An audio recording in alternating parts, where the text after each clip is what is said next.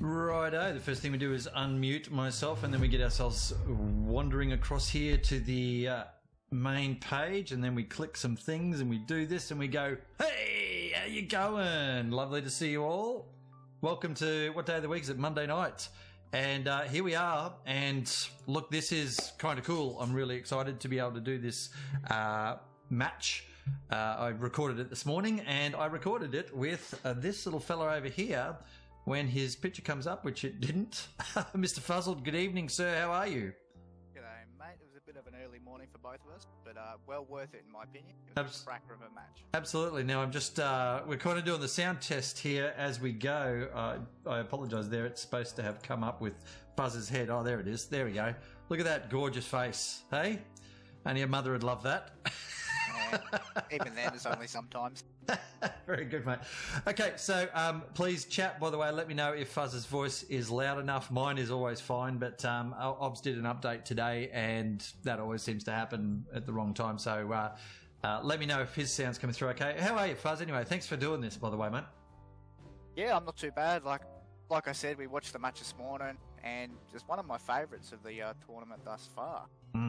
It was, and so Fuzz has actually recorded this with me this morning. He was on the other team. Of course, with the APAI, we could have multiple streamers.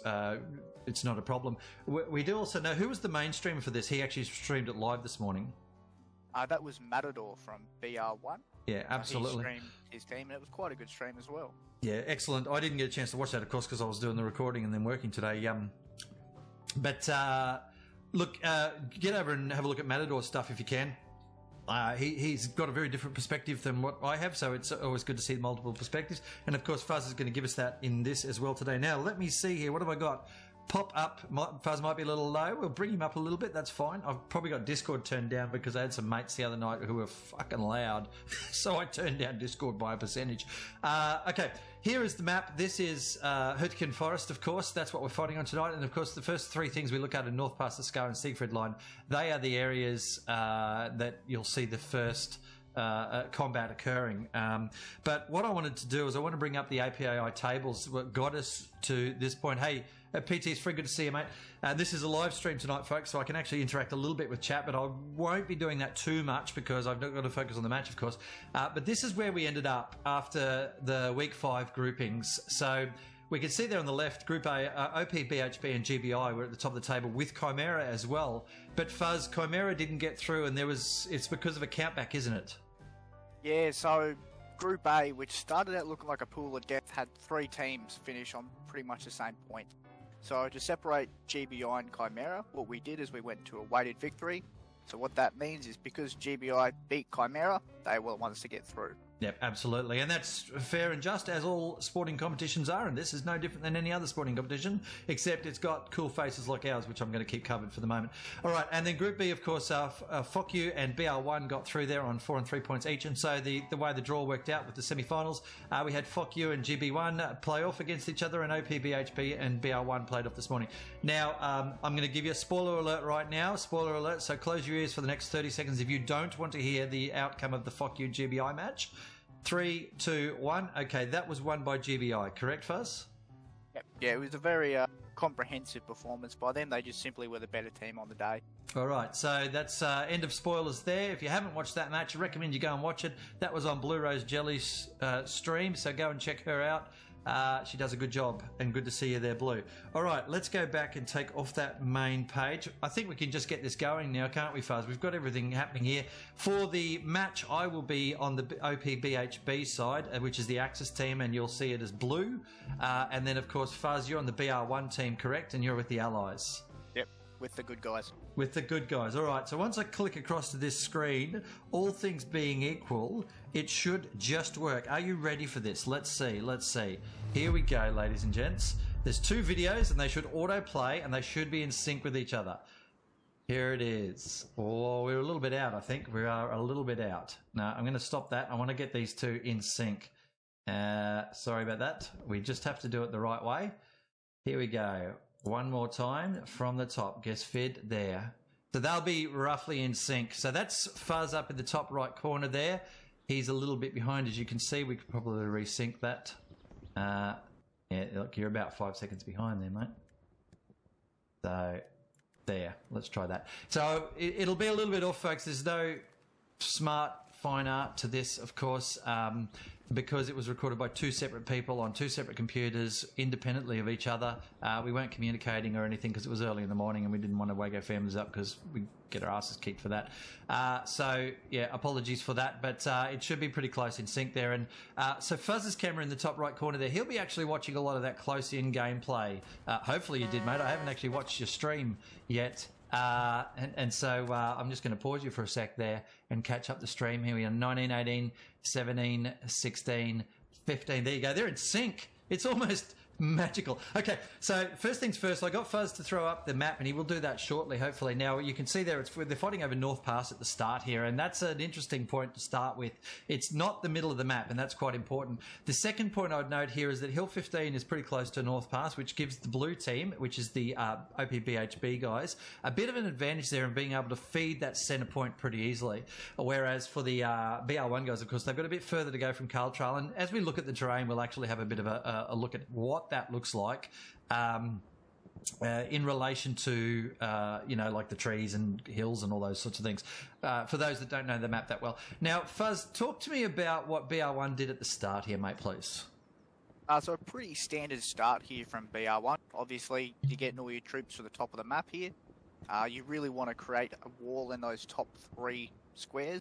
Anything a little bit further south than that starts to be less and less effective, especially with the format being 35v35. Yeah, absolutely, mate. Sorry, I'm just asking a question there, chat, if your voice and sounds okay. For OPBHB, now, and it's an important point you make there, about the 35v35, you don't have as many options for dealing with problems or, surging. You don't have a lot of people to surge with. So that can be a bit of a challenge for teams in a slightly thinner format. In a 50v50, you can spare 5 or 10 people to do random shit and still have a pretty good defensive force or attacking force or whatever. So you can see here for BR1, of course, they're going to focus on trying to get to North Pass pretty early. They do have the advantage up there, I think, in that the terrain is a lot quicker to get to, if that makes sense. So it's more open up that way.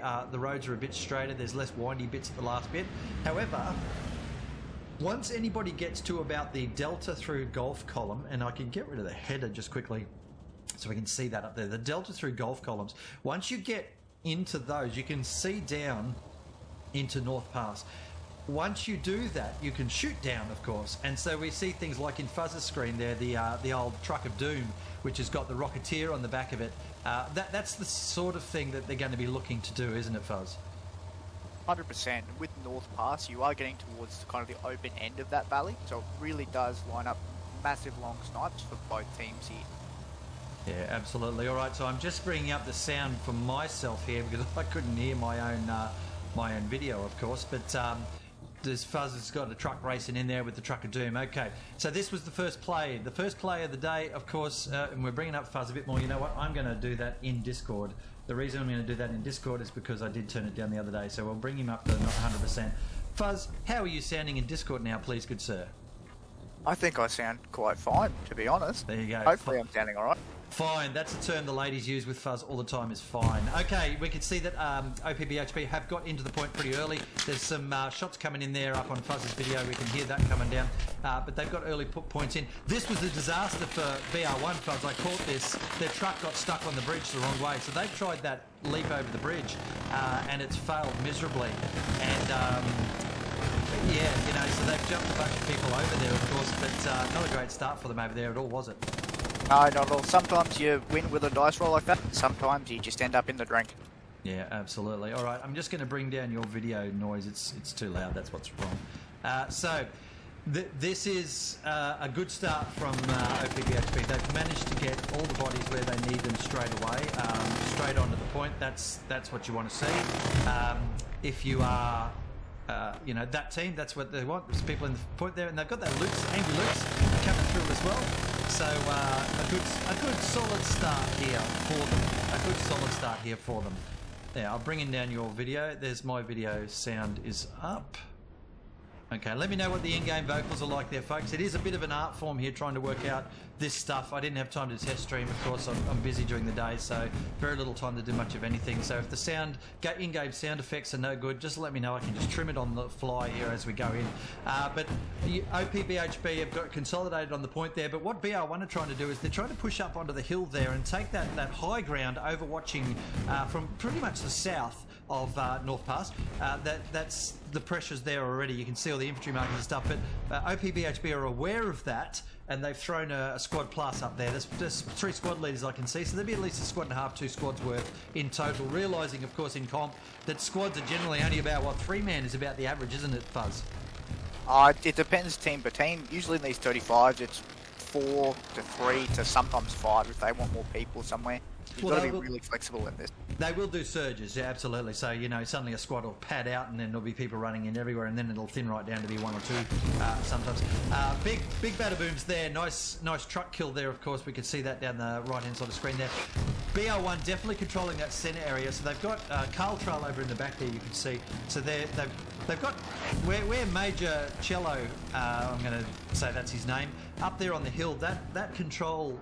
he should think he's behind the hill, but where his marker is, that hill control up there, that's probably important. There's a radar tower up there, and it is a good staging point for an attack on Carl Trail, so they have to control that area.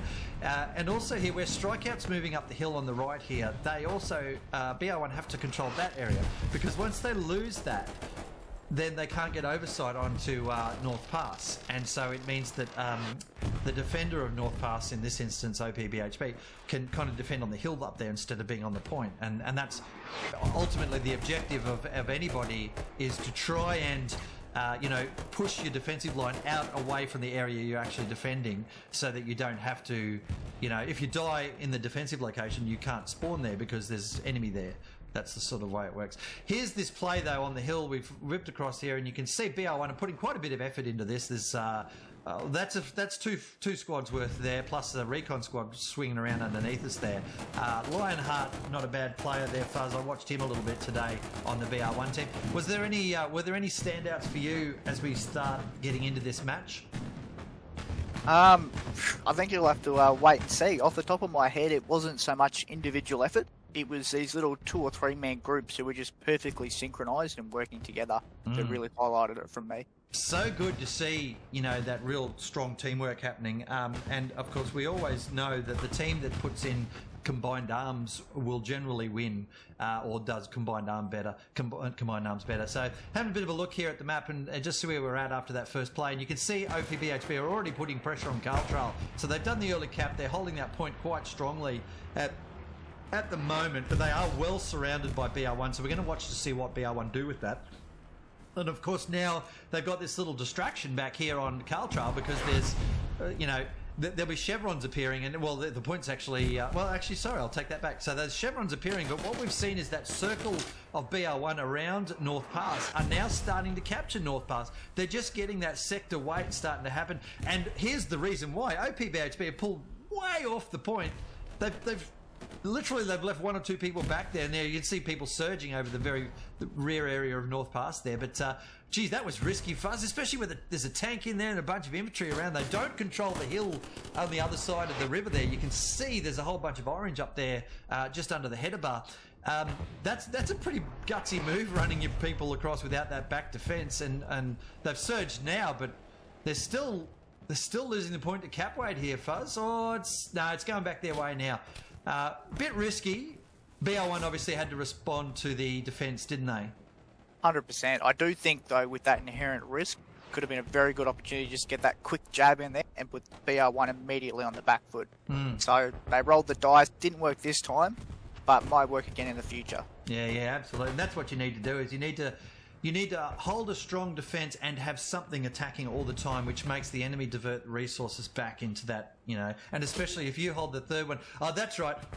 Look at this for excellent long-range fire. What distance is that? We are talking 900 metres to North Pass, and this guy here is shooting beyond North Pass. He's probably about 100 metres past North Pass there, Fuzz. Yep. Holy shit. So this guy, his plan was basically off the start to get that first truck coming in. Unfortunately, he missed it, but he still caused guys to bail out. And now he's just pretty much like a direct fire support. The guys call in, drop a marker where they want to round, and he just sends it. Yeah, we do a quick check here of artillery now. This is the OPBHB guys, of course. There's Gato Rocket and Chris. Well, Gato Rocket, he's obviously going to be an artilleer, isn't he? He's going to be a gunny. Yeah, he's born for it. So I can officially say that he's a gun bunny, being on artillery, and I can say that because I was in artillery myself in the Australian Army, but I was a surveyor, so I wasn't a gun bunny. But that's the correct term, a gun bunny. Here's the other gun bunnies. Scotty don't know, Interceptor, and I actually missed that last name there. So they've got 3 on artillery at the moment. Do you think, Fuzz, with artillery in 35v35, is it worth having that many guns running at one time on a wide open map like this? I'm interested to hear your thoughts on that. I think sometimes it's just what the situation demands. Obviously, because you've got 35 instead of 49, yes, saturation is lower. However, there are still opportunities where you can still funnel them into a kill box, and you can just pound 3 rounds in there in 6 seconds, and that'll get everyone. And that's the point there, I think, is that you won't see, well, I don't think we should see consistent people on artillery the whole match in a 35v35, but that it should be like a punch weapon for either busting a hole in something or, you know, laying down some smoke, or a defensive barrage to stop a particular funnel of enemy coming in. And even a map like this, which is wide open, lots of cover everywhere in that, there are still funnel points. For example, at Echo 3 there, that is a funnel point coming through the town. There's no question there's going to be people coming through that town. So how you defend that is part of your gameplay there.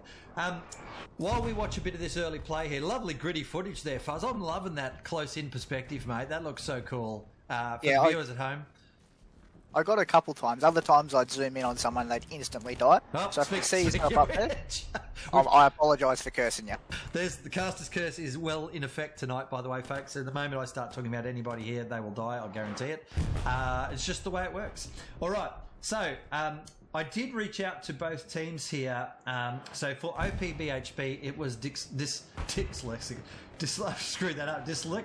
Untied was the point of contact from OPBHB, and he's of course the commander of their squad tonight. He's from the BHB clan. So they didn't have a hype video. I've got one for BR1. I forgot to play it. I'll play it at the end if I remember. So I ask a bunch of questions of each team that I cast their matches, because I'm genuinely interested in hearing about what they're all about.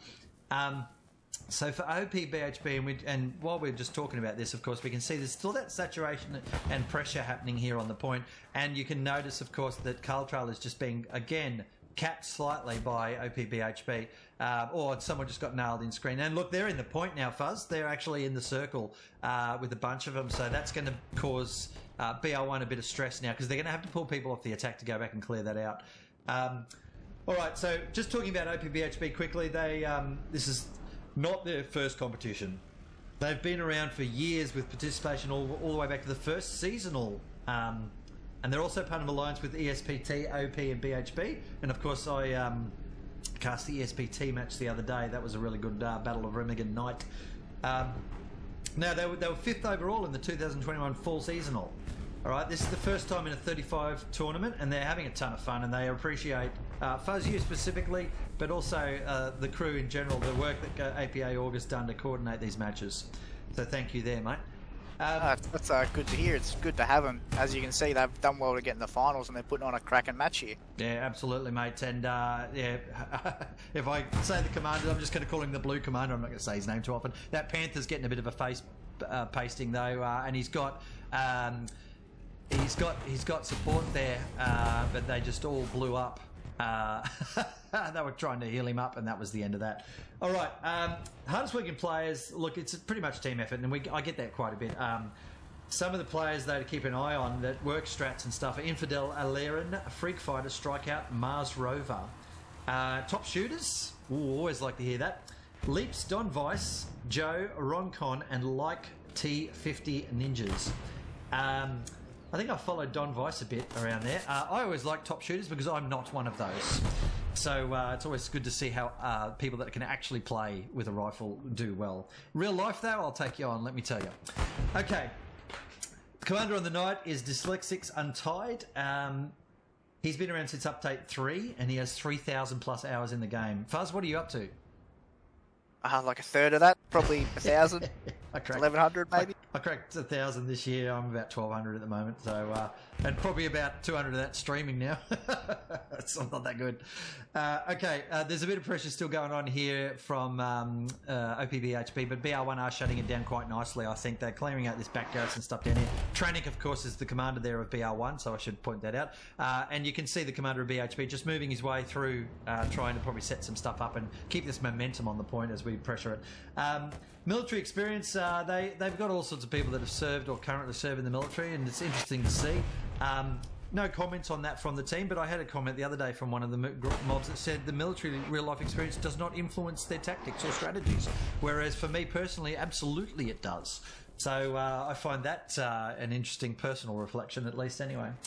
Now, they get into Hell Let Loose pretty much. Lazy games is what they talk about, the other stuff they might play. Red Dead Online, Flight Sims, Crab Game, anything on the table, but they usually just end up playing Hell Let Loose. And I guess that's why they're in the semi-finals, because, and they have like 3,000 hours as well, because they clearly have been working on the game from the start. And what they're looking for, they're going for number one, Fuzz. And they were... I believe they were a late notice addition to the comp, correct? Yeah, that they were. So they were originally in the seasonal, and unfortunately got knocked out the first round. I believe they were versing another team, another American team, Glow 15. Yep. Knocked them out. I said, hey, the offer's still on the table if you want to play, and they said, sure, we'll come play with you guys. And here they are in the semis. We're about to see a Puma die up on the hill there in the background. I remember capturing that. Boom, Bonjaka. Nice kill there, chases the Puma down. So that was a little bit of a flanky-panky going on from OPBHB, which failed miserably for the poor old Puma. Driving through unescorted through the forest, never going to end well.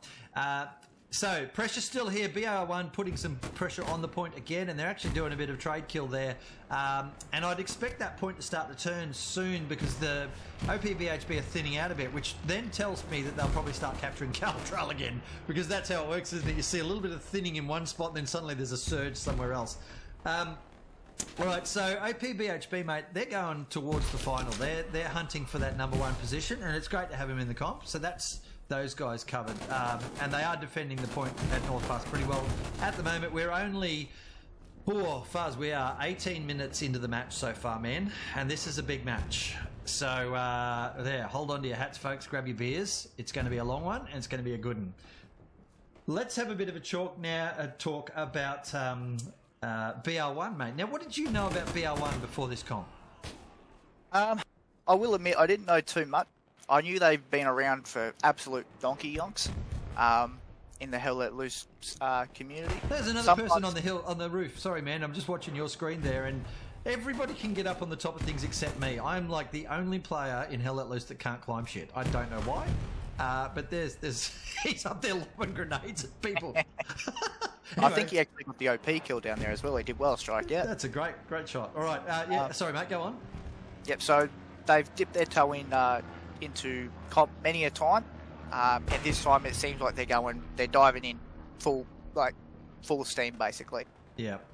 They played games against OPBHB and Esprit and a lot of other American teams in 50v50s, and they've very thoroughly enjoyed it. Speaking to some of their reps, they're loving this as well. They do like the 35s because instead of creating a problem, it creates a dilemma. So there's things where you just simply don't have enough people to do everything. Yeah, there you go. I like that. That's a good phrase. Now, I knew jack shit about BR1 before this, and probably about the same amount as OPBHB, but yeah, I knew nothing about BR1, so I love learning about new teams. And so Hazar has sent through a nice response here to do what BR1's all about. So I'll just sort of go through some of that. As we can see, there's a bit of carnage going on in amongst the wood piles there. Wood's at a premium at the moment, folks, if you're looking to buy timber, so try not to blow it up too much. Anyway, the BR1 guys are still putting that pressure up on that hill region there, mate. You can see on Fuzz's screen, the top right corner there, his history, putting rockets in. What he's trying to do is take the garrison out on North Pass. Now, he can see it down there. It's pretty good eyesight. There it is, just on the other side of that building, factory thing. And that's usually where it is, somewhere around that area. So he clearly, people wonder, oh, how did he find a garrison? How do they know where the garrison is? I'll guarantee you I would have been looking there first off where those rockets are going in for an enemy garrison if I was down in that area. History, being a better rocketeer than I am by the look of it, has got up onto the hill into a point he knows he can shoot there from. He's looked, he's seen, he's just missed it slightly. Fuzz is down there now filming it for us, but they know that garrison's there. So that's a pressure garrison for both teams.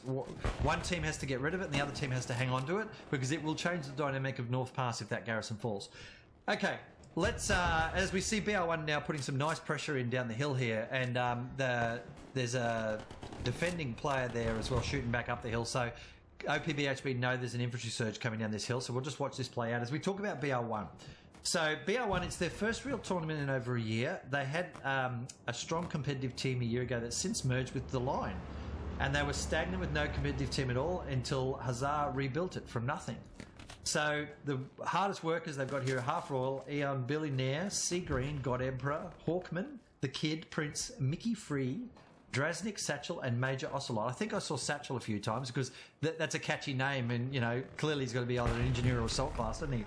Or always looking for him when he's around a tank. All right, Knight's commander was Trenick, as we pointed out before, and BR1 has a lot of serving military members, and they are from the Canadian military and the United States military. So BR1 are a blend of those two nations. Getting along, lovely to see. Now, well, hopefully, I hope your comm's good there, BR1. It's looking pretty solid so far. There's no one's gaining or losing any ground here. It's good, solid fighting going on at the moment. Fuzz, it's really good to see. Okay, outside of Hell Let Loose, they play Hearts of Iron. All right, Hearts of Iron 3, I have as many hours in that as I do Hell Let Loose, by the way. Postscriptum, which nobody's really a fan of anymore, it seems, that I've talked to. It's very much like Squad, World War II. Squad, they played Call of Duty, and they have Game of the Month. They choose to host each month that varies. This month it's Space Engineers. I like that concept. Obviously, they would want to win the tournament, and so because they're new and rebuilding, this is a good barometer to see where they're at and where it stacks up against the rest. Fuzz, the fact that they're in the semi-finals, I think they're doing okay, aren't they? I think so, Knoppers. I think getting to the semis, you know, that could be, yep, I've done well. Coach won't get fired. Everyone's happy. Coach gets his paycheck at the end of the year. Considering some of the calibre of the teams that we see around at the moment in the comp scene, and in the APAI, which is brand new, of course, here's some nice kills going on from Red Clay and the boys and girls down here just having a bit of trade in the forest.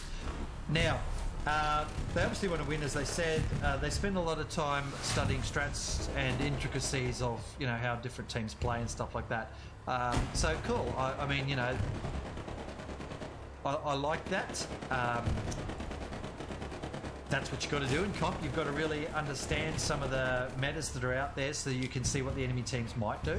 And BR1 right now, Fuzz, are putting good pressure on North Pass. They've started that cap. OPBHB probably will surge some people back here to try and stop it. There's a tank in there we can see lurking around that you're following at the moment. It's in a bit of trouble though. It's sort of getting attacked in the arse and stuff like that. But again, bit of pressure on the point, very useful for BR1 to try and just press OPBHB back a bit, and that's what I love to see. So good fighting there. Yeah. What I'm really liking from BR1 here is they're not just attacking on one angle. So they're coming from their spawn, from the D column, but they're also coming up from the south there. To counter that though, OPBHB have realised that, and when they're flopping back to get on the defence, they're coming in behind them, sort of sweeping them out from behind. All right, now I was going to ask you, you actually preempted me a little bit, so clearly a non-linear attack where you actually come in from multiple angles, that's part of it. But my question was going to be, what do BR1 need to do to crack open North Pass now? Like, what are some of the things that you would expect to see, other than a you know, full circular attack, of course? What do they need to do to break the defence? First thing I say to most teams when they ask something like this, I say you need to be patient. You've got 65 minutes left to capture this point. That's all you need to worry about. Get yourself set up in a good position. Get your machine guns with good field of view and good enfilade, so they can just pour fire down and restrict OPBHB from moving out. Because that's what they want to do. They want to move from the centre outwards to combat you. But if you can cover your blokes as they're getting in, it makes the fight that much easier. From there, it'd be just about getting your armour in and then getting your artillery online and accurate. If you got those couple things together, all it'll take is time and the point will fall.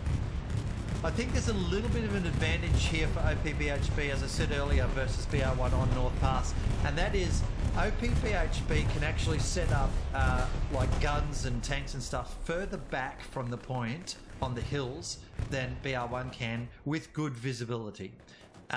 Probably maybe 100 meters more, I guess. I don't know, I haven't really measured it ever, but just more open options too, because if you look at the screen right now, on the left side there's fucking shitloads of trees. I mean, it's Hürtgen Forest after all. On the right side, a lot more open there, so they can set up good defensive firepower back at the back there. And the other thing about that, of course, if they're having a bit of trouble on the point with a tank or something like that, or they lose their tank forward, when a tank spawns at the northern headquarters, they're back in the fight a lot quicker because they get up onto that first ridge line. What's that hill called with the radar tower up in the top of the map?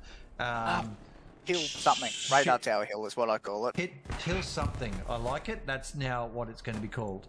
Yeah, it's with going back on your being able to hit into the point, I see it as a bit both ways, because for BR1 on the Allied side of the river, you've got the other radar hill.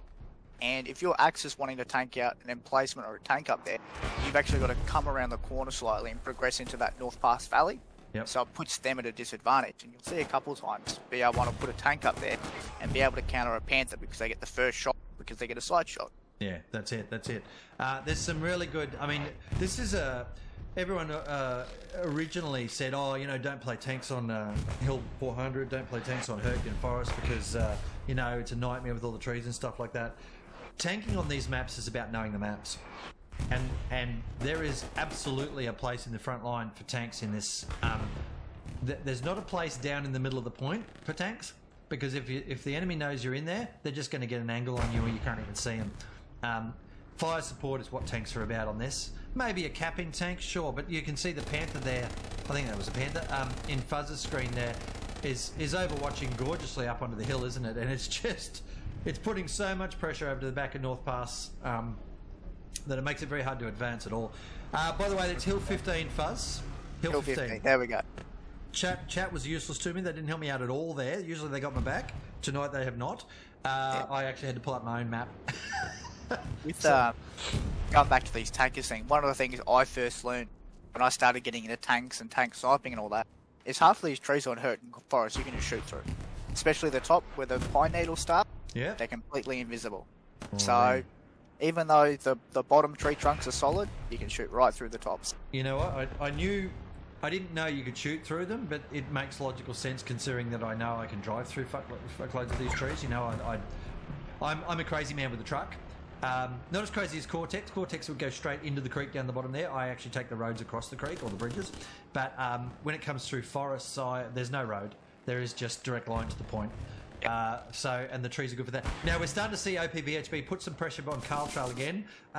It's been a pretty solid 10 minutes, 15 minutes here on North Pass, where there's been a little bit of trade and BR1's put some pressure on, but they haven't been able to crack the reasonably good defence here from, pretty good defence from OPBHB. But now I'm starting to see that contested point, the blinking point at Carl Trail, which means that OPBHB are just starting to get a little bit of pressure on there. Now there's a burning Sherman there. It's still alive, but it's got not much left to it.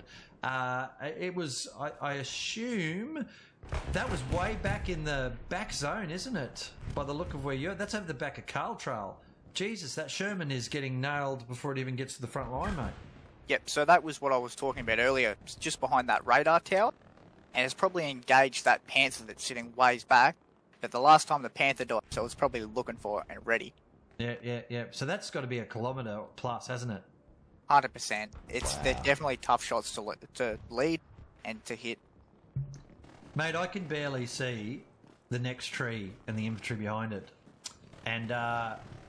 And for anyone who's served in the Australian Army, there's always the enemy at base of tree.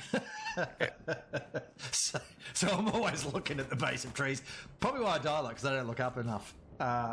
Nice little play going on back here. Bond trying to do some work here, and there's a good surge here from BR1, but Brinamy is there waiting for this. He's been standing behind that tree for ages. Look at me, I'm a tree. Just nothing to see here, and now he's probably going to pick some people off, which he's just done that. He's shot Super PP. He's put some bullets into someone else below us as well there by the sounds of it. There's also a machine gunner on the right there, like 50. And so, yeah, This is, it's hard getting up this hill. This is always a tough place to fight. This is, of course, the Scar, which I love fighting here, Fuzz. It's got so many different angles to come in from. And this machine gunner was also sitting on this anti-tank gun. Nicely hidden in the bush there, although I'm pretty sure they'll know about it once it shoots. But not a bad spot for it there, is it, Fuzz? Yep, concealment gets you one shot, sometimes two, and then it's gone. Yep. And well, it's better than none. You know, if you're under pressure, or well, I think that gun there would be used to put fire support in on Caltra, wouldn't it? I don't think you'd have. Well, you know, maybe pick tanks off. There's a spot between Caltra and the Ruin, which is about you know, the second bottom grid square of the map, sort of thing, where tanks sit up on that ridgeline and overlook Siegfried and the Scar all the time. And I guess this is where you'd want to have an anti-tank gun, but I'd put it further back, actually. I don't think I'd have it this far forward myself, because if you can see, you know, 500 metres, you can see 700 sort of thing. It's not that much of a difference. And at least then you get some more concealment up the back there. The other thing I always like to do with anti-tank guns on these types of maps, of course, is have a forest behind me, or be in the edge of the forest, because the likelihood of the enemy being able to see you at distance, particularly if they've got a tank and you haven't, is a lot less. You'll get a couple of shots before they can work out where you are at distance if you've got all of that dense forest behind you and they can't really see your silhouette. Yeah, so that's one of the things I look for anyway. All right, Carl Trail here, under pressure again, Fuzz. Airhead coming down now. This was a good little play here. You could see they put in those artillery markers early to try and get fire support in, but there's about, 25-30 second flight time for artillery. Shawsy's waiting for this airhead to come in, you know, and they've already capped like almost 50% of the point here, but BR1 is surging it. The artillery's not landing yet. It might be a bit late. There's a Puma. Is that a Puma running around? Well, yep. It was. It's a dead Puma. I think that's what they were doing. They were using that to defend. And there's the airhead down on the ground now, but the artillery's still not here. Now they're calling for smoke. It's too late, isn't it? Yeah, it's too late. Some teams, what they'll do is they'll actually use the airhead as a distraction. So you see they've got 4 blokes running in here. They're not watching from behind, where a squad leader might be able to get an OP in and then double box a garrison in. He got grenaded too for his troubles. I find that a lot of teams don't communicate airheads very well. See that garrison around the back there coming in, where I'm pointing out now, and that's, funnily enough, Fuzz, even though it was 7 o'clock this morning, I was looking for that as well. I went, that's clearly a distraction airhead, because there's nobody there to defend it. And sure enough, there's a set of supplies coming out the back for a garrison. So we think alike there, mate, and I pointed it out. Unfortunately, I didn't make a fool of myself. But the you know, the use of an airhead's great, but what I tend to find a little bit in some of the casts that I've seen, and more often than not, too many teams send too many people at the airhead, don't they? They do, but sometimes it pays off. You may have seen in last night's game, a spree chucked an airhead down, they put a bombing run over it, they killed 2 or 3 people with it, and it took Andy with a grenade at the very last moment to get it, and they sent 4 people there. That's right, that was the match of ESPT versus Chimera that I streamed, and it was, but see, you know, even then, if they had 10 people running at that, the bombing run would have cleaned them all up anyway. More what I'm talking about is where you've got... Just there we had 4 people run literally to the airhead itself, and you don't need that. You know, send 1 or 2 at it, and the other 2 people could stand back 10 or 20 metres from it. So if the first ones get strafed or fucking bombed or whatever, then at least you've got backup people to run in. Or if there's a random person lying in the bush protecting it and they throw a grenade as you go to take the airhead out and they kill you, well, those guys would have lost 4 people, you know, and I do that all the time. I sit and protect the airhead, and when the enemy team sends in people to take it out, they send them in multiple numbers, and I just lob a grenade in and kill a bunch of them, you know, and things like that. So that's the type of stuff I'm talking about. There is you know, 4. It's not like 8-year-old soccer where 4 or 5 or 6 people all run into that one little spot. Just the clump that goes around the field. Yeah, that's exactly it. And slowly, I'm seeing teams learn that you need to move together. But have some space. Have 5 or 10 metres, 15, 20, depends on the terrain. And if you're going to go clear a airhead out, by all means, you know, if you're miles away from it, send a bunch of people because they're probably going to get a spawn off. But have a couple stay back on fire support while the others are running forward. So if anyone does spawn while they're running forward, because that's always what happens, isn't it? As you're running in to take out a garrison or something, a fucking spawn wave comes in and just rips you apart. And you might kill a couple of them, but the rest of them get you. But if you've got mates sitting back with a foot on the ground all ready to shoot, and a spawn wave comes in, well, you've got a pretty good chance of surviving that. Or if you die, then your mates probably lived though, and they can come in and take the garrison or airhead out as well. That's the way I look at it. And all you just need is just your battle buddy to go with you. One thing I always used to do, if I was a squad leader, I'd be the one to take the airhead, but I'd have my AT overwatch. So if I get popped, he just sends a rocket at me. Yeah, sends a rocket in to do the kill. That's one of those things. Here's a little bit of forest play here, and Shorzy doing some work in the forest here. It's trade backwards and forwards here. I can hear that panther shooting away from down there as well on your screen. And BR1 again putting pressure up in this same area, but now they've got a few extra numbers, and of course, Joe's managed to pick up old mate there, and it's tough going in here for BR1, isn't it, Fuzz? They're not getting anywhere in this particular part of the map. They are trying though, aren't they? It's tough because what I see them doing is they're spearheading it on a point. However, OPBHB are just saying, cool, you can take that 100 metres, we'll cut you off and then just circle you. Yeah, and that's what we kind of saw just then, wasn't it? The BR1 guys extended out a bit, and then OPBHB just sort of flanked around, swept around behind them there and cut off their line of reinforcement, and then just killed them from behind. That's pretty good. That's pretty good play. That's definite comp skills there, isn't it? Yeah, and both teams do it. Because, you see me in the top right, I'm focusing in on the Carl Trail one. They did the same thing there, just in reverse. OPBHB would push in, they'd get one or two BR1 players behind them, and they just circle them in. That is a distinction between pub games and competition games as well, I notice, and I see it all the time in pub games where I might be in a squad and the squad gets, what do you want to call it, red dot fever, white line fever, 8-year-old soccer ball fever. Yeah, WM1 fever. WM1 fever, yeah, absolutely. Where the squad, whilst it might be fanned out a little bit, will all run straight to the circle, and they'll just fucking head down running at it. I won't even look left and right too much. I never run straight for the circle. I always flank, because you've got to work out where the enemy are going to feed back in. You get your 5 or 6 people into the circle. The enemy are going to be throwing 20 at you to try and stop you from capping it. So where are those 20 coming from? If you've bombed the circle or you've thrown grenades in and taken out OPs and stuff like that, well, they're not coming from in there, but they're coming from 10, 20, 30, 50 metres behind the circle. So you've got to send wingers, I guess we'd call them, from footy terms. Send the wingers around. Floater. Yeah, flankers, floaters. Send them around first to cut the lines of supply, and then as you assault the point, the enemy can't reinforce it with bodies because their lines of supply are under attack as well.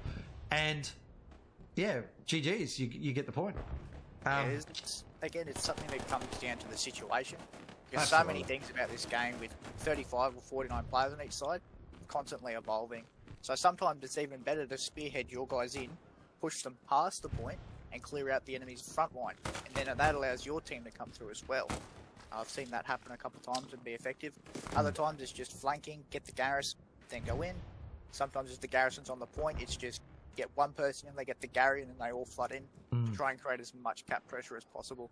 Well, the Mars rover's fucked. We just saw that go down over there, and that was the little bit of an attack going on the point there, and BR1 have defended that nicely. The unfortunate part for them at the moment, though, is we can see there at the top of screen and where Small is and Galba and I missed the other name, they're coming in off of Garrison that's back up there, and that's a problem for BR1 because that high ground is now controlled by OPBHB, and from memory on there, and I wish I could scroll across and have a look at it with my camera, but of course this is a recording from this morning. There's a whole bunch of buildings and trenches and stuff between what is effectively Verbach Overlook and Carl Trail. Across where the radar tower is there, and you can see it on Fuzz's map there, just north of Carl Trail there's a radar tower, and that terrain between the radar tower and Carl Trail is really good assaulting terrain. You can make your way down to the point quite easily, and also anybody defending on the point can get shot quite easily from up on top of the hill. BR1, I think, held that for ages there when they were assaulting North Pass, but they've lost that hill piece now, and you can see Fuzz is actually circled in on the BR1 guys. That's OPSEC, I think, up there. I think that was his name. OPSPEC. That's Spec. He's there with the machine gun, sort of. It's almost like a reverse defensive position, that, isn't it? He's in the attacking force, I guess, but he's facing backwards, shooting BR1, trying to push down toward North Pass.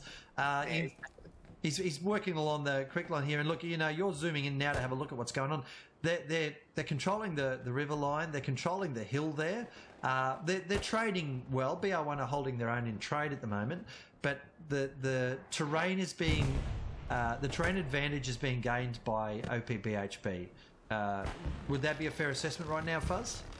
100%. This is, I know we've talked about, you know, it's not so much individual effort, but just pointing out Spec here, having an MG in Overbot's position, being able to cover the 5 blokes he's got down the river and suppress the enemy, that's priceless. You know, if you can limit their movement and just make them turtle down, it makes them so much easier to maneuver around and deal with.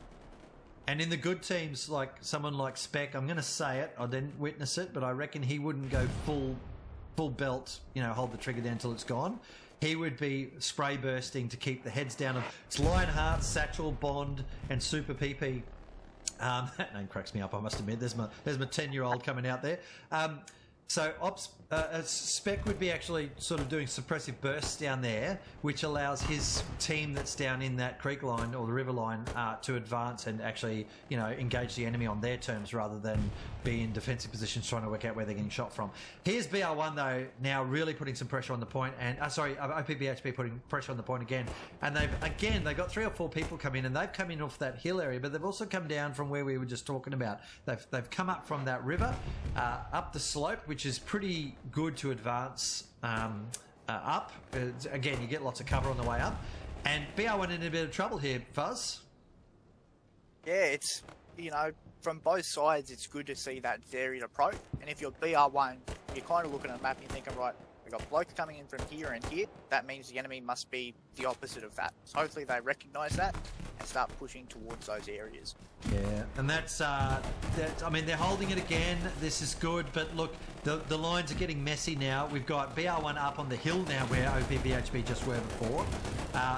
OPBHB are now in the point with BR1 close in. There's Butters coming around the back there, flanking from that river line as well. There's a supply truck in the middle there, obviously trying to reinforce the point to get Gary down. But it's starting to get a bit intense here, and what I always say is that it becomes quite challenging for both teams when the front lines dissolve, and that's what we're seeing now. There's a precision strike coming in, probably on that tank actually. I think it frags it. Yes, it does, but it doesn't kill it. So lovely precision strike. Good capture there, by the way, Fuzz. I'm not sure if you were expecting that, mate, but probably scared the shit out of you. A little bit. So Fuzz, with all the camera angles there, he's right in the action, our young Fuzz. But the front lines are dissolving here now, and that becomes more of a problem for BR1 than it does for OPBHB. OPBHB have got a clear objective. They've just got to get to the circle and cap. BR1 have got to clean out the spawns, the assaulting infantry, the people taking their flanks, all the stuff. And when the front lines dissolve and you don't know where the enemy are pointing at you from, that becomes so much harder to defend. So at the moment they're holding on with sheer cap weight, just in the number of bodies they've got around those 4 grid squares, of course. But yeah, it's definitely they're definitely on the back foot, BR1 here. And I'm not seeing any pressure on the next point either, Fuzz. They've definitely lost the momentum on North Pass, haven't they? Yeah, this is one of those situations where it's just all hands back. They might not bring their OPs back. The squad leaders may leave them up to springboard once this gets solved, or this problem gets resolved. But it's just spawning on Gary's, getting back, securing the point, then the sector, then moving out a little bit. And you'd want, at least 4 Garys back here if you're BR1, wouldn't you? You'd want options. I mean, realistically, this is your defensive line. You're not pulling back any further if you can avoid it. It's hard to defend, I won't lie. But you would want 6 garrisons, maybe even 7 garrisons in a 3 to 4 grid square sort of, what's that? So in a 6 grid square area, you'd want 6 garrisons. You'd want a couple up near Wayback, a couple at Carl Trail North Side, and a couple at Carl Trail South Side as a minimum. And you'd want to be trying to build those and get your squad leaders onto them to give your team options for pressing the attack off that hill again to defend the point. And again, we're seeing OPBHB just start to cap the point again, Fuzz. You know, this is relentless pressure from them, isn't it? Yeah, 100%. So what you probably saw there on my screen is I'm trying to search frantically for the garrison that OPBHB are coming up. And it's right down the bottom, so they're walking 300-400 meters to get into the point. But on the flip side, it means that garrison is probably not going to be found for the next 10-15 minutes. Yeah. So it gives them just the ability to constantly reset. Yeah. Deep garrison to allow you to hold the initiative of... Oh, that was... Cut the commercial, mate. That was brutal. Yeah, to keep that initiative, you know, we talk about in war, initiative is key to winning battles, and so OPBHB are keeping that initiative. Let's have. Oh, I didn't hold the map open long enough. Damn it. So not a lot of forward spawn points there from what I saw, but they've definitely got that frontal initiative going on right now. Yeah, it's also good to see here from BR1.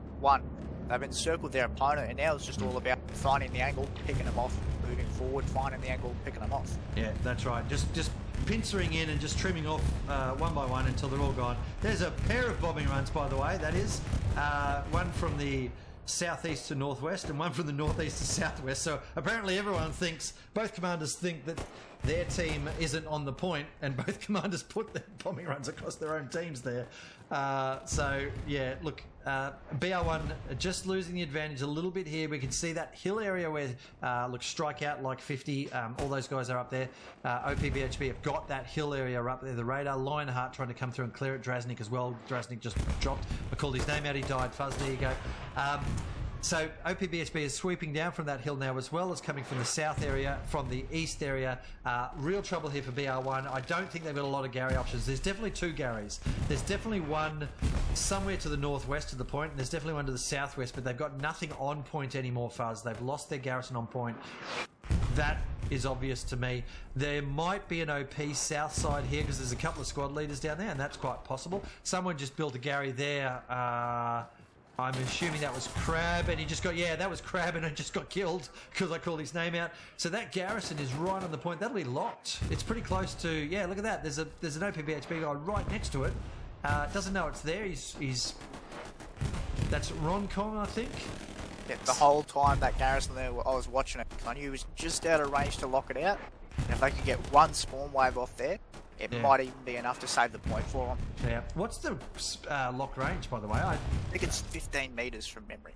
Okay, he's just found that. He's just found that garrison, and he'll take that down. I'm glad you kept on that, mate, because there's the garrison marker has gone down, so someone's seen that from somewhere. I think it was Moment of Leaps. So they've picked up the garrison that BR1 had built on the point there. That was, well, it wasn't actually used, ironically, in the end, although it was a good garrison. It was too close. It was too close to everybody. Here's another bomb. So there wasn't a second bombing run before. It just really looked like two bombing runs went in, but that's not one. That's a bombing run now coming in on nobody. Yeah, so I think this one, I think this was a BR1 one, actually trying to clear out some of the OP players. He's completely missed everything. Yeah, I think he's just gone a bit too far north. If he was able to drop it on pretty much on Leaps' head there, it would have secured the point, allowed them to progress a lot further. But I think they may have been looking at there would have been a garrison or something up in that area, but that's not where OPBHB have not been coming from that close. They've been way further back and just been legging it all the way in. And like Red Clay down here, look, as they're about to cap the point right now, where Red Clay has come from is way down south. And you know, these guys here, they're running all the way up the hill to get to the point. And BR1 have held on. There was nothing in that, Fuzz. There was a millimetre left on the cap there, and geez, you'd be pissed if you were OPBHB, and you'd be stressed to hell if you were BR1 right now, being that close. Here's another. Is that an airhead coming in? No, that's just a set of supplies. Just some supplies. Just supplies. Boring. If I was BR1 and I was a squad leader, I'd be yelling at my bloke to get into that point. This is where you kind of just got to forget about the grand picture. You just got to clear that point and then work from there. Well, they are hanging back a fair way, aren't they? I mean, if you look at the point itself, it's just slightly north of where those BR1 guys are. The trouble, of course, is the fact that there's a whole bunch of enemy there, mate, that are stopping them from getting into the point. And who wants to run into smoke? That never ends well. Yeah, Leaps and his whole squad are doing an absolute great job of just holding on. They've got their blokes up on the top who are providing fire support. They just got to get in that point, knuckle down and kill. Yeah, absolutely. So I'm just fixing up my chair here, mate. It's getting a bit toasty in this room as we are, and it's not as sweaty as it is on the battlefield right now, let me tell you. And I do write my own jokes, but I'm going to continue to do that. 40 minutes to go, so we're well over halfway through this match now. It has felt like quite a long match, though, already, hasn't it, Fuzz? This has been a big match so far, and I think that's a 75 or it might be a 76, I can't tell. Oh, he's just run somebody over. That'll hurt. That's not going to buff out at all. Dark Time's coming in with a satchel there, I can see. I didn't even see this play, man. I must have been...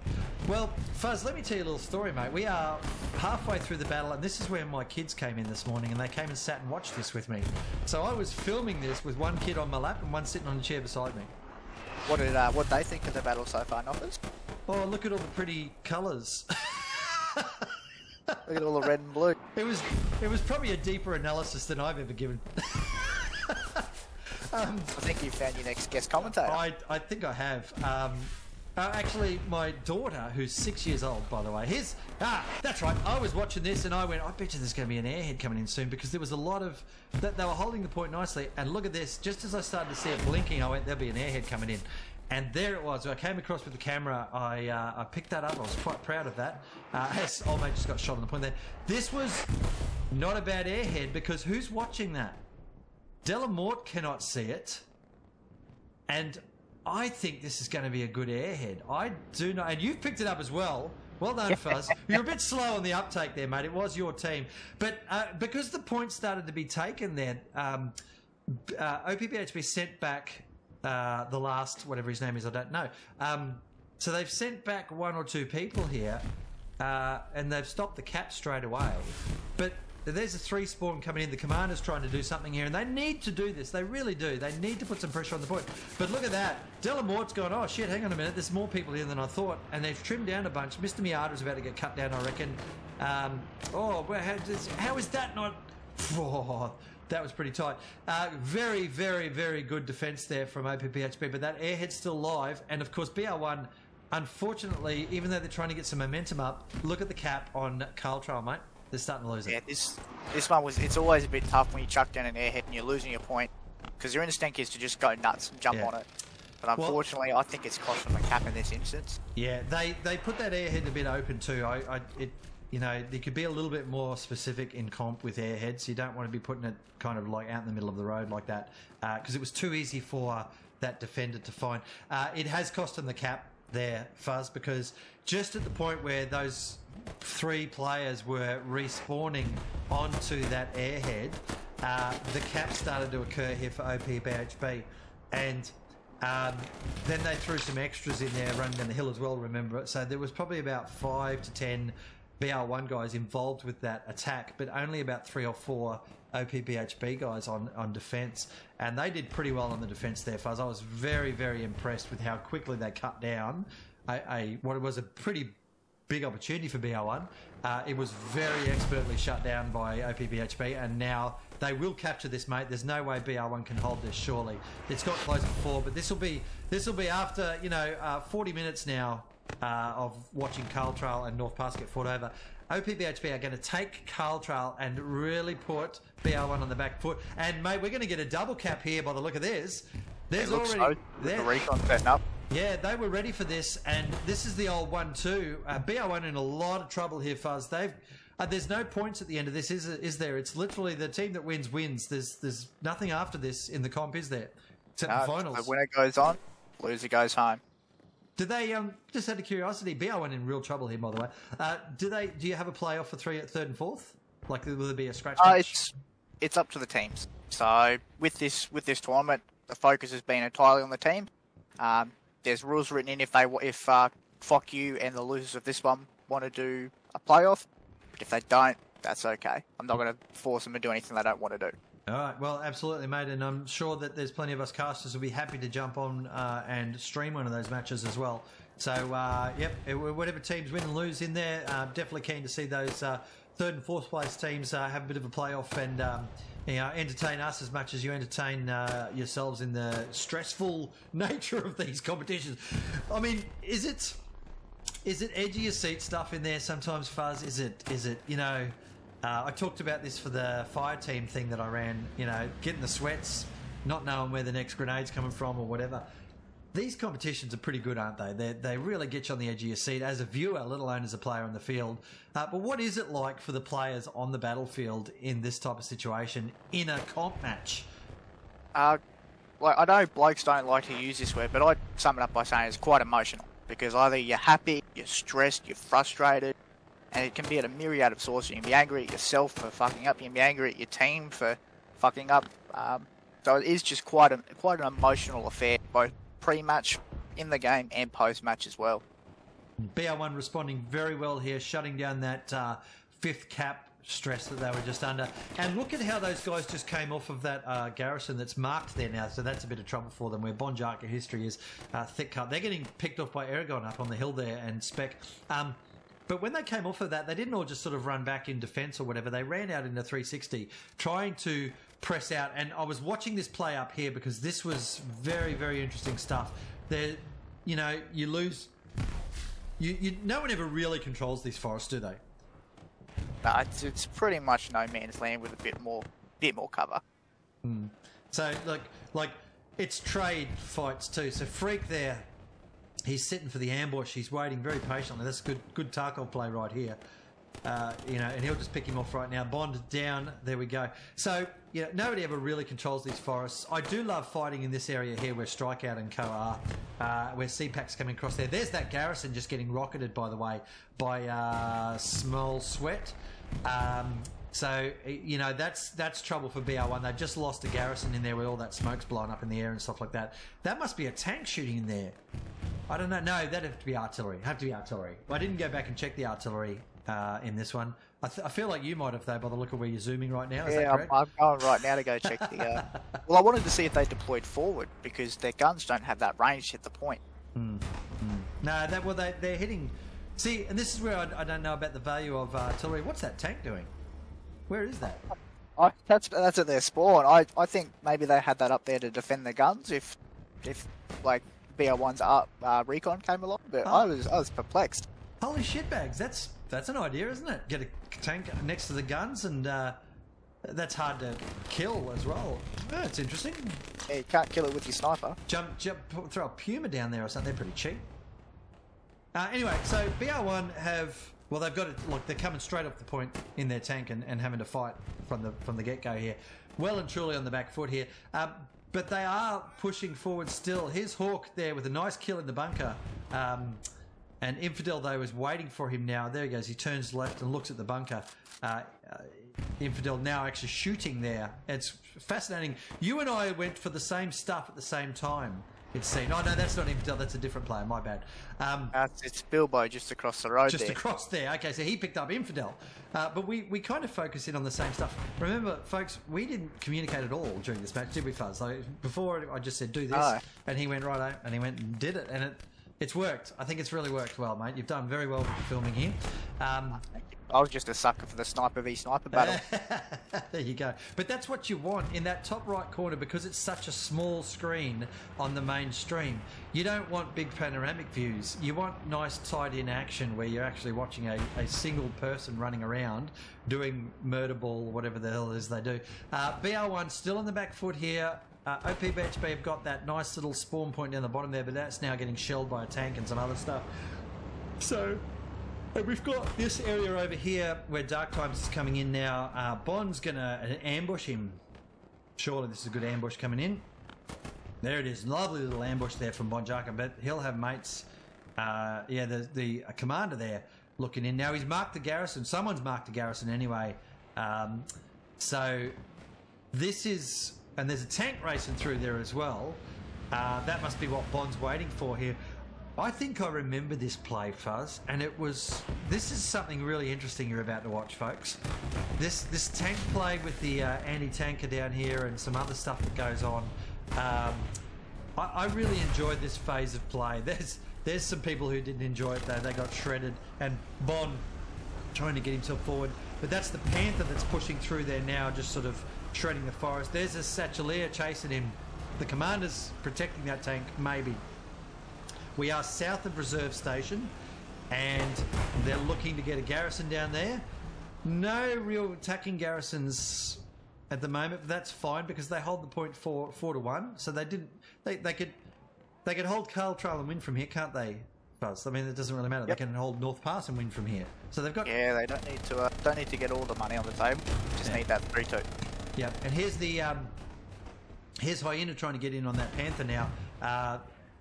Panther, a pretty brutal tank. It's definitely the premium of the tanks at the moment compared to all the other tanks. Pound for pound, it's just got a slight advantage in reload speed, and it's fast. It's fast. You know, some people say, oh, you know, because Germans have better tanks. I just say it's OP. Yeah, it's the best tank in the game. This is not a simulator.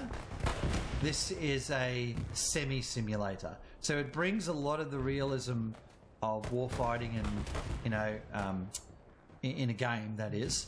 It tries to be realistic to a point, but it's not a simulator. So, you know, you do want a bit of balance, or some, you know, if one thing's stronger in one area, then what's the counter advantage on the other team? Because you never want to enter a team where you know straight up, Soviets, that you've got an overall disadvantage compared to the other team, and you've just got to always play better to be on par with the other team. I like the Soviets, don't get me wrong, and I like a lot of weapons that people bitch about and stuff like that. And I also like, without saying anything, what is coming in the update 13, because I've seen it, Fuzz. Oh, you played a bit of the PTE, did you? No, actually, I got invited to a little special thing. Oh, a little get together. Yeah, with some of the devs, and that was very special actually. So thank you to Fat Sacks for dragging me in on that one. And I really learnt a lot of stuff about what's coming up. And normally I don't get the time to do that, but on that particular night, it was last week, I had an opportunity. Here's the Panther pushing the point, Fuzz. This is a big play here by OPBHB. BR1 a lot of trouble. They are sending him a spawn wave. Look at that though. It's like orange, blue, layers. Forest lines. That's all it is. But yeah, I saw some really cool stuff. I got to play with all the things that are coming in update 13, and I'm pretty keen for it, mate. And let's just say that I'm pleased to see, you know, how the three nations fare in that update, and we'll leave it at that. All right. Oh, and that's a big kill over the back there, just on the left of screen there. We just saw a whole squad of BR1 just get wiped out there. This Panther, I think it was dual Panthers on the point here, wasn't it? I believe so. I think it's coming in a little bit, but it's looking real trouble for BR1 here. They need to not just clear the circle, they need to clear that tank and all that infantry to the north of them now. Oh, they're contesting. That's balanced at the moment. It's 3/4 capped to OPBHB. There we go. BR1 have got another spawn wave off the centre there. So they're trying desperately to defend their last point. I mean, once they lose this, of course, the whole game is over. There's that tank I was talking about. That's what the rounds were coming into the headquarters spawn. And there's a rocket going into the back of that tank. So there's a Panther down below us and a Panther on the point itself. And this is where I start to get a little bit lost, because I couldn't follow everything that was going on. There's the two Panthers coming through now. There's a squad of OPBHB coming in on the left there that are shredding into the... the BR1 goes shredding into the OPBHB back lines. Fuzz is following the two tanks. There's Blue 4 in the middle. It's half capped at the moment to OPBHB. BR1 desperately trying to do whatever they can. There's rockets going into those tanks. It's a nightmare to commentate this stuff because there's so much going on. BR1 are in the fight of their lives to survive in this battle right now, Fuzz. We're back to 2/3 capped for OPBHB. Is this where the battle's going to end? Is this where... Possibly. I saw these two Panthers and I thought, yeah, that's combined up.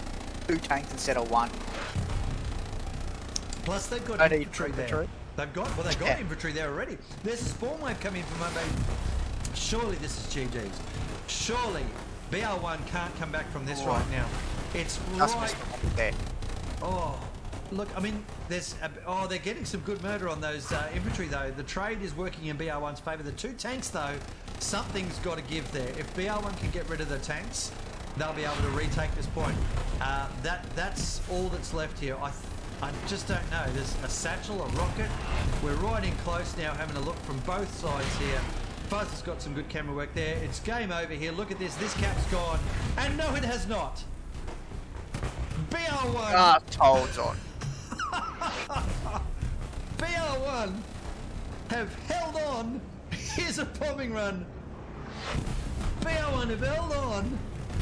There's a bombing run from OPBHB trying to kill him, but BR1 have killed all of the OPBHB guys in the middle of the point. Are there 2 tanks still there? There's one. I think at this point there's still 2. How did they hold on to that, Fuzz? How? I was absolutely astounded. I got no clue. I think maybe the commander shut down or reinforced just at the death of thing. Hey, geez, I tell you what, he's left it fairly For the last second. way to stress us out. Oh my goodness me. All right, so OPBHB with all the work to do still. There goes a tank by the look of that. Oh, that one's a bit beat up there, Fuzz. They're hurt now without their infantry. Yeah, but they're taking it back again.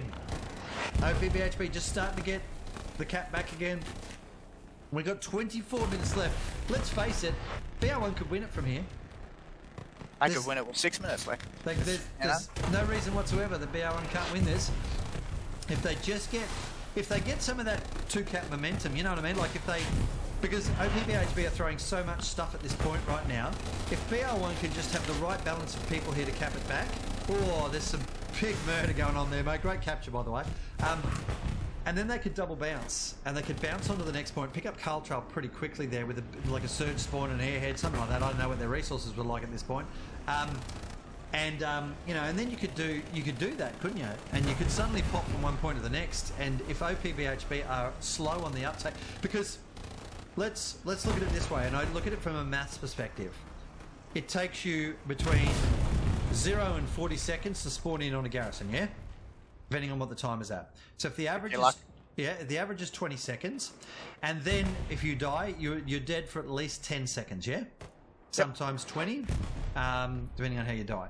So let's say 10 seconds. So that's 30 seconds. There's a 30-second window before a team can realistically surge to a garrison in defense, on average. Sometimes it's heaps less, sometimes it's heaps more. That 30 seconds is the time for an airhead spawn wave to come in as well, because I think it's 30 seconds once it hits the ground, yeah? And so... Yeah, I believe it's a minute drop, a minute to get on the ground, and then 30 seconds. And so, the way I actually look at it from I take my shoes off and I do some counting on my toes. I look at it from the maths perspective. When I'm actually doing the analysis of how I want to attack forward, or redeploy my team, or redeploy my squads, or whatever, I take into account those types of timings and how quickly the enemy can respond to whatever the fuck it is that I'm doing. And so I try and coordinate those pieces with that 30-second kind of mindset in there. So that's the way I kind of look at it. That's the way I kind of look at it. Of course, you hope that it would take them longer to spawn in, that they might have a 30 or 40-second timer instead of a 20, but, you can't hope for everything. So when I'm coordinating when my artillery's going to shoot, or when my bombing run's going to go in, or all those sorts of things, I take those things into account as well. And I don't know what levels some of these commanders in comp take it to, probably way more than what I do, but I mean, if I'm looking at it from that perspective and I'm not really a comp player, that's just something to take into account, I guess. So for BR1 right now, they've shut down the point, they've locked it out, they've got this, they would have built a couple of garrisons at the back line, surely. Then, so that's the so what? Now what? Now what do they do? I think they've done a really good job here of establishing that line again. It's only 200 metres, doesn't have to be too long, but they've also anchored it with a tank as well. I feel like a really good move to secure one of your wings. Put a tank on it. That's 76, and this is what I'm talking about here. So you've got the point right now. So get your tank, move it up to Carl Trail, and then time it so that you redeploy your guys on a garrison or an airhead or something like that, which I'm just looking at right now, and I was just boring on supplies again. Fuck me. But you redeploy your squad, and you take those windows into account. So if it takes 30 seconds for them to, on average, to respawn, then get your tank to a point and then say, right, Alpha Squad, you're respawning now, please. Everyone hit the redeploy. And that kind of is how I look at it when I'm asking a squad to redeploy somewhere or whatever. And that's the combined arms stuff where you've got to get those timings right. Otherwise, you're sending a tank in by itself, and then it gets shot a few times, and then your infantry finally arrives, but the tank just died, and you've kind of got nothing going on there. There's murder ball going on here, though, isn't there, Fuzz? Yeah, it's just that grind. Sometimes the line will surge forward, sometimes it goes back. It's just that standing on. It's almost like World War One. You're standing on trenches on both sides, just shooting at each other when they charge across. And occasionally passing Christmas cards, but that's a month away or so. So we'll wait out for that. Yeah, we got a while. Still passing bullets. BR1 though at the moment in a bit of trouble here, Fuzz. They are sending that 76 has gone up into the trees and has three anti-tankers chasing it. I don't reckon that. Oh look, that's a brave 76, isn't it, mate? I think it started going towards Carltra with good intention. Got hit a couple of times. I need some infantry around me. Yeah, but he went into the forest. I think he went chasing people in the forest that he saw. I just know they've got too many things they can hide behind. There's too many things for your fucking rounds to hit that'll just ping you up. Here is a bit of a play now. Look at that spawn wave coming in off of the the northwest of Carltrail there, mate. This was that set of supplies I saw ages ago that BR1 set up a garrison here, but OPBHB are on it. Look at them; they've circled it already, and straight up, Lionheart and Puppet there are just getting trimmed as soon as they tried to come up over the hill there. And the recon is, he died, but he was right in there amongst them. BR1 are just finding it tough to find a hole to punch through, aren't they? Yeah, and this is something that comes from experience. You talked earlier about OPBHB having played with a spree before in the seasonal. This is just that experience shining through. They know that there's a spawn around there. They don't go, right, let's run into it and take it out. We'll circle them, we'll get them looking every way possible, and then we'll start moving in. Yeah, absolutely. Now, I'm just watching that play as it fans out here, and we've got, what do we got? Less than 20 minutes left on the clock here, Fuzz. It's very much uphill for BR1. What we saw there on that spawn was they all came in for the 1 point. It's just they don't have options on the table anymore, BR1, and you start to see that frustration kick in where the commander will get like multiple squads that come in for 1 point. There is some value, there is some merit murder ball like that, isn't there? It does work sometimes, but what are some of the key things about those murder balls, do you think, that make them work or fail? Again, I feel it comes down to that patience. You've got to realise it's a game of atrocity at that point. It's he who goes the longest usually wins. Or sometimes it's even he who panics last wins. Yeah, and just slogging it out. I'm afraid to say that BR1 do need to panic a little bit now, Fuzz. They are losing time. They are losing momentum here. Any sort of momentum they had, they're not gaining any ground off of OPBHB. In fact, they're losing ground still. I think this is going to go OPBHB's way, Fuzz. I'm going to call that at this point in time, I think. I mean, obviously I know the result, and I'm not going to say which way it actually goes, but right now what I see on the table in front of me tells me that I think it would go OPBHB's way, just from, and that assessment is because of the actual play itself. So what am I talking about there? I'm talking about OPBHB are winning the trade, aren't they? They're winning the squad battles now. They're winning all the little fights, not the big fights, all the little fights as well. Would that be fair? Add up. Yeah, those little fights just add up. Means that they're able to transfer. You see this squad coming in from all this 3-man coming in from the bottom. They're able to move freely. Yeah. Because they've won those little 1v1s or 2v1s.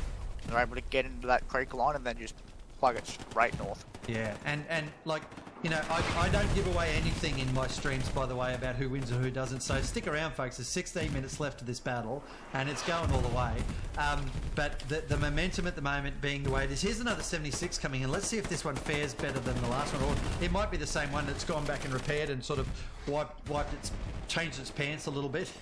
I think you're right there. I think it's the same one, just with a new paint job. New paint job and a couple of crew changing pants, and they're back into it now. So let's see what the 76 can do. And it's again, I think they're playing smart here. Look, Fuzz, look how far away from the forest they are. Don Weiss, He's just been picked up by somebody.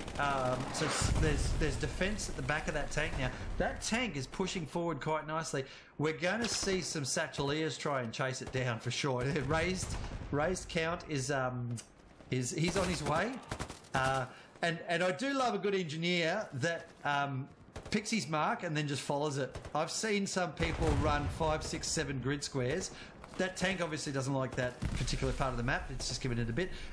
Great gritty footage up on your screen there, Fuzz. That's Trench Warfare 101 right there, isn't it? Grenades in the trench mean bad things. Yep. Grenades and mine. That's all it is. Yep. And look at this. Here's the last. I don't know his name, unfortunately. So last is there chasing. Count. Here, there's a rocket in the side of that 76.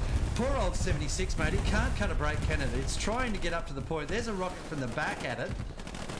Another one into its ass, but it's still moving there. What does it do now? What would you do if you're in this tank right now, Fuzz? Honestly, I wouldn't do this at all, personally. I think they've overcommitted to trying to get in. Yep. Someone, 200 meters back has flagged that tank, said to Brenami's squad there with the last fella, there's a tank coming your way, get ready. Yep. And they've just left themselves totally isolated here. Yep. And not only that, mate, it's done the exact wrong thing, I think, although it has killed that anti-tanker.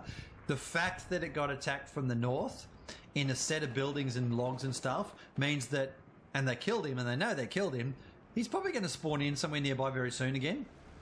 Yeah, most likely. And he's most likely going to flank you through all those logs, and you're not going to see him unless your spot is really on it. And I got to say, this tank crew, I don't even know who's in the tank. They haven't quite been on it today. And look at this, right up to that engineer, and he's, geez, see what I mean? Like they didn't even see him, and he's jumped out of the tank. Oh no, Fuzz, no. There's just a little bit of calamity of errors there. You've just lost your eyes. Now they've just got to hook it back. Look at this. Just got to cut your losses. Remember that anti-tanker that they killed before that I told you about that probably would spawn in somewhere nearby soon because that's where he came from first time? Here he goes with another rocket. Look, it's almost like you've seen this match before, nothing. No, but see, this is the thing. I'd forgotten about what happened there until halfway through that. And the trouble is, that's exactly what's going to happen every time. You drive a solo tank down there, and if you turn around to engage the infantry that's been shooting at you from behind, and they're in amongst a bunch of buildings, guarantee there's a spawn point in there somewhere, and if you've got no infantry to support you, you're going to die. Yeah. Unless you get the fuck out of there. And what I would have done if I was stupid enough to drive in there in the first place is just legged it with that tank another 200-300 meters to the east. Yeah, quite possibly. Another thing that has become more prevalent with this last update is to have a so-called tank sim. So someone on the back of your tank to take care of it. Yes. And they're not there just to look pretty and repair you. They've got a gun. They can fight as well. Yeah. That might have helped them out in that situation. Yeah. I mean, it is challenging. But see, so that tank had an objective, and that was to go around and pressure Carl Trail. Okay, cool. And here's the pressure from BR1 now. So that tank was meant to be up here now helping these guys out. Why he didn't keep driving forward into that area, I have no idea. There's a Panther now sweeping through down the bottom here as well. It's taken a bit of a hit on the way through, but it's okay. And it's just legging it out of there. It's not hanging around for that infantry. Although the pressure is on the point right now, he knows if he turns around and tries to engage close range with infantry, it's probably going to die. The better tankers clear datum, I guess we could call it. They clear the threat. They clear the ambush. If you're in an ambush, power through. Don't stop and get out of your tank and try and defend the ambush. Power through. I will say it's looking pretty dicey for OPBHB. I think they've taken the garrison out on Carl Trail at this point. Yeah, so they're just having to leg it back from the front line. Yeah, this is good pressure from BR1, and this is, I think they're going to cap this here by the look of it. They've got plenty of numbers on there. If they can win the gunfights here, they will capture this point, and if they've got somebody forward on the next one or an airhead ready, could be a 1-2 with 11 minutes to go. Can we see BR1, who've been on the back foot for 1 hour and 20 minutes, can we see them turn this around for a 3-2 win, Fuzz? I don't know. I mean, it's all the cards are on the table right now. OPBHB, you can just see that surge starting to come back, and I think they're just starting to capture Carl Trail. There, it's contested, so it's even numbers at the moment here because BR1 have got people in the middle of the circle. What they need to do is throw their entire team on this right now, don't they? Yeah, it's a bit hard to say because we don't know the full story. But if they've got bodies spare, and if they're not being pressured heavily on the last point, just send them in. That's what I'd be doing. Get on the attack. Try and win it for us. Try and win this point. If you've got a couple of garrisons at the back there with 10 minutes to go, all right, a couple of garrisons in the defensive position, whatever the friggin' map position's called. What is that last point called? It's reserve something or other. Is it reserve station? That's it. So if they've got a garrison or two at the back of reserve station, all right, then I would be throwing 25 people on here right now, and wherever we could, and just surge this. With 10 minutes to go, you have to throw the dice. You have to throw the dice because you're not going to have time to set up any other attack outside of an airhead and a bombing run and that sort of stuff. So that for me right there was a missed opportunity from BR1 because we never saw any more than about 5 or 6 people here, and they had the cap down to 50% with 5 or 6. I know there's pressure on reserve station, but if you're already half capped on the next point and you throw another 10 or 15 bodies in there, it doesn't matter what the enemy do on your last point because you'll capture this one first. And if you lose the momentum here, then, and you've got a couple of garrisons on your other point, then you can, or OPs or whatever, you can surge back there with your entire team and still not lose that last point. I just honestly feel like they've just missed an opportunity here, and that's shut down now. OPBHB have completely shut that down, Fuzz. There's something to the southeast, and that's about it. Yeah, it'll be interesting to see here though, with under 10 minutes left. Does that scare of almost losing the cap make OPBHB play a little bit more defensively and settle for that 4-1? Or do they go for the 5-0? Do they go for the glory? Or do they go for the sure thing? Well, the commander's right in there in the middle of the attack, mate. He was literally on the last point. And I think that answers it. There's another tank down. I don't know what happened there. I wasn't actually watching that. I did see that this morning, but I kind of wasn't just watching on the screen there because I was watching what was going on the point. But again, I don't think the BR1 tankers have just been up to spec today. Unfortunately, they've lost most of the trades on tanks as far as I could see there, Fuzz. Is that your assessment as well? I think they did very well in the long-range battles over North Path. Yep. Especially when going against that Panther. I think up close, though, it's been just that experience and perhaps even just the OPBHB infantry giving them more grief. Yeah, there's been about 80 anti-tank type people running around the map on OPBHB's team, which is pretty impressive considering it's a 35v35. Look at this murder ball coming in right now. Oh, big spill into the garrison there. Lovely catching that out of the corner of my eye there and watching it on your screen as well. That was really cool. So BR1 just got the spawn wave off, and so they're now trying that rush run. There's 3 squad. There's the 3 squad leader thing I talk about all the time. That's what I want. So 3 squad leaders get forward. I don't think running together like that so close is the right go because I think they're going to have trouble getting through their defensive line. But don't need to hold hands there. That was a really good precision strike on something, by the way, that you captured. I think that's a tank. Yeah, that's a tank. Yeah, it was a Panther. So be that a lesson for all you tankers out there. Yeah. I'm always watching. How they got picked off in the middle of the forest there. Very, very well done, BR1. Nice strike there from the commander. And look at this surge coming in now, Fuzz, at the top of the screen here. This is the last throw, I think. This is the last throw from BR1. They had the 3 squad leaders in there, which means they can effectively get 18 people spawn in off those 3 OPs that they set up, can't they? Yeah, exactly. This is the Hail Mary. BR1 have basically said we've got nothing to lose. We've got everything to gain. Yeah. Let's roll the dice. But 5 minutes ago, when we were on the other point, on Caltrial being 50% capped, that's when you do this. That's when you send those 3 squad leaders in off that southern garrison. An extra 3. Have 6 fucking squad leaders in there and put half a dozen OPs around and then go, right, ready team? Everyone spawn in on this right now. That's an unstoppable murder ball, I think, on this map and this count. With such limited artillery and all those reasons that we talked about. I think that was the game-cracking move that BR1 missed. Don't let me undermine anything else that's been going on here. It's been great play from both teams here throughout the whole match. But if there's one pivotal moment where BR1 could absolutely, definitively have turned around this match, I reckon it was about the 12-minute mark when they just didn't capitalise on the cap weight they had on Caltrial. I mean, even if they only end up having a 3-2 loss or 2, in that instance, if they only capped the point and they didn't get North Pass and then OPBHB ended up winning, which, we've still got 6 minutes left, anything could happen, but it's still a go, isn't it? They would have had a go, but they just missed that opportunity there, and I just don't feel like they're going to be able to get that momentum back because OPBHB are too strong, and now look at the point. Yep. So they've rolled the dice, they've thrown the Hail Mary, and this is where it's looking like it's come back to bite them. It's just they've just fumbled the ball at the last. OPBHB all across the strong point there. We see a little bit of a spawn wave in, but they're running the wrong way in my opinion. Yeah, right now. There's no other way to say it. Right now, yeah. I mean, but we know that there's so many people here on the point. We can see that, and of course, BR1 can't. Look, see, they're trying to cap the next point. They're still trying to cap the next point when they're 2/3 capped out on their last point. You can't do that. It's never worked in the history of competition that I've seen, at least anyway. Has anybody ever gone, oh, well, we're 3/4 capped now, but let's try and take the next point anyway? That's not happening, and your squad leaders that are rushing in towards reserve station right now should be screaming in command chat, guys, we're getting shot from every direction, everybody spawn back. They've done that about a minute too late. Yeah, and this is where it goes to where you were talking about it takes 30 seconds to come off the spawn point. It was just that one spawn too late. Yep. It might have changed things up, but this game goes to OPBHB. Yeah, absolutely. And it's 30 seconds, that 30 seconds of time that it takes.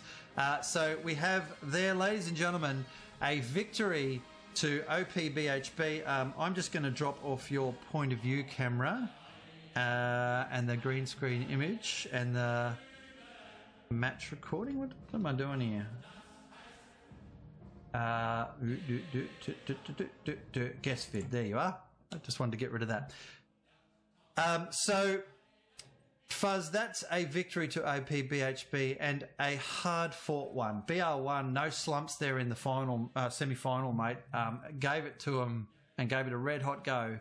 But OPBHB probably just, if you look at the possession on the field kind of stuff in sport, it was probably a 60-40 possession count. Here we are just quickly looking through the tab screens at the players and what squads they were in at the end there and stuff like that. I mean, it doesn't make a lot of stuff. Geez, you played well, Fuzz. Man, I was on defense the whole game, mate. You definitely were. I think you got a higher score than I did. How did you do that? Yeah. It's just a slight bit lower, I think. Fucking hackers, guys. Watch him. All right. So we've just watched our friendly... had a look at our teams. Look at how well I played, hey? One life. All right. Going to go back over to the warm-up screen now. Let's get ourselves across there. Get our tunes up. Yeah, Kate, g'day. Lovely to see you and welcome to the chat.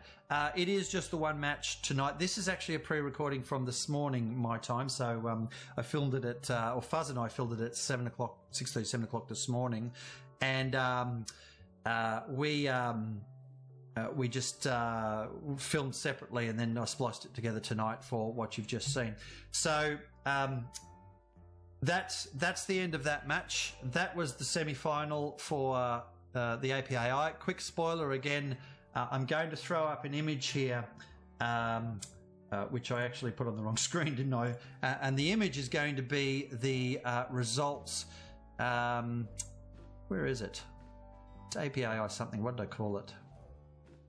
So it's the scoreboard, isn't it, Fuzz? Where we're at after the two semi-finals. So anybody who doesn't want to know... Yeah, it was the results screen. All right, let's just type it as results.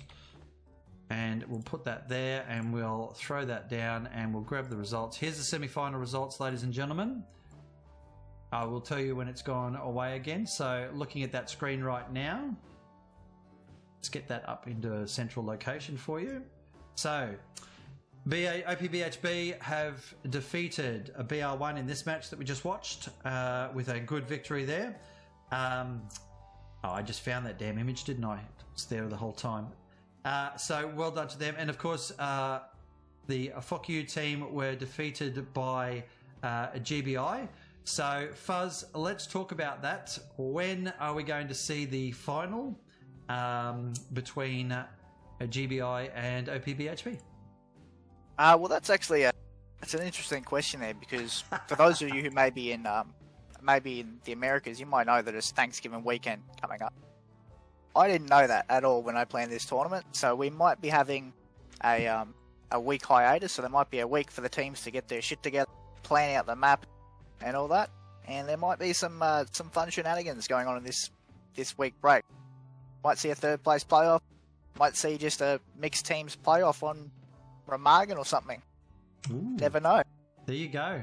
I'm excited for any sort of matches that we might actually see there, mate. All right, well, what we might do there is, Fuzz, we're going to wrap up there, mate. First of all, may I say a couple of thank yous to you, sir. Firstly, for filming this morning and jumping in and just doing that. So I do appreciate that. Second thing I'll say is for coming and joining me on the cast itself. I really do appreciate your insights that you provide. You have probably deeper subject knowledge on the game than I do. So it's great to have you there, and I'm sure the audience appreciate it, mate, and I hope to get you back. Well, any of us that stream the finals, we would love to have you back, I think. Thank you very much for having me, and yeah, it's been an absolute pleasure both watching this match at 6 a.m. my time this morning and doing the cast now.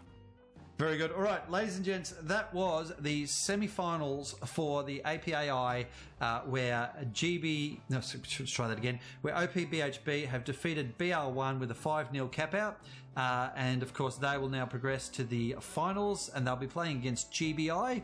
I've been your host, Noppers. That other guy over there with the pretty face has been Fuzzled. It's been a pleasure having you tonight.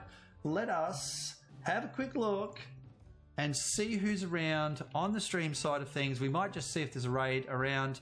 Das Altberg's around. Let's go and hit up Mr. Das Altberg. It's always a pleasure to have a view of what Das is up to. I think he might actually be doing his charity thing, folks. So please, Das is a great streamer. I've been your host. As I said before, I look forward to seeing you again in my next stream. Good night. Goodbye for now.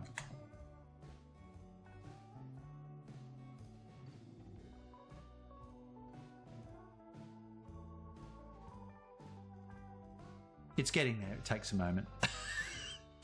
See you later. Same just below. That was silly. Okay, that was not what I wanted.